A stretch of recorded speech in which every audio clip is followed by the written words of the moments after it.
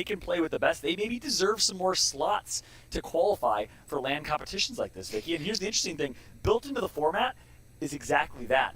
Teams that perform at playoffs and LAN events will earn more spots for their region in future qualifications, which I think is brilliant. It's beautiful. I love it. Those top 30 teams, and that's what a lot of these teams are also looking for, just to find out more information on what's happening with champs. And to break down further from what you were saying, a lot of the eyes were on North America, were on EMEA, but only 4 out of 10 teams made it into the winners bracket in EMEA. And when you take a look at North America, 7 North American teams out of 10. Looking great here for North America, made it into winners. I know we were looking at them earlier on in the group stage day, looking at a bit of a lackluster performance, but they really ramped it up as the day progressed. And I'm expecting NA, just like what Rain Day was saying, talk about some jet lag, talk about traveling to LAN. I mean, that's what comes when you have this competition in person. But these players got a good night's rest, they know what to expect, and they're here on the stage to perform. Well, here we go. Map number 1, ladies and gentlemen, in the chat. Blow it up right now. Let us know who you want to win. We got to jump on board with America's finest here, at least right behind Optic.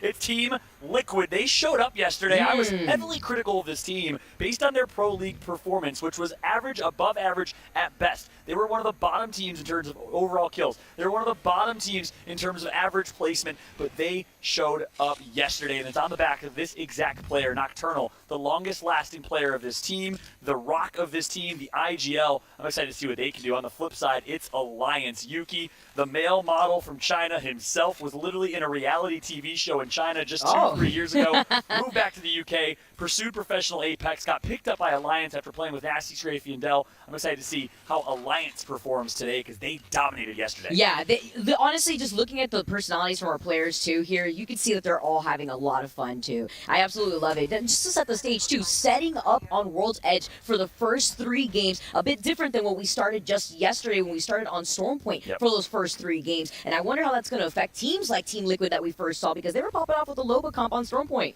Absolutely, and I love this run through all of our teams. You saw NRG, such a poor disappointment by their standards yesterday, barely snuck in. Guess who another one is? It's TSM. A lot of us, including myself, predicted TSM yesterday. Didn't see any predictions from Talent to pick TSM today, which could be scary because TSM performs best in moments like this when they have to show up. Maybe they don't do good in group stages, but when it matters the most, winner go home or winner get knocked down to losers, TSM always seems to perform. So we'll keep a close eye on them. And we just saw Sutaraiku as well. Sutaraiku, Australian team, really impressing yesterday. But take a look here, Vicky. We have a southeast pull to a Dome or Lava City-esque finish. Yeah, I love looking at this graphics too, because we could break down so much, not only from the POIs of our players, but also looking at where that next circle is going to be pulling. You could already see a lot of these teams, like players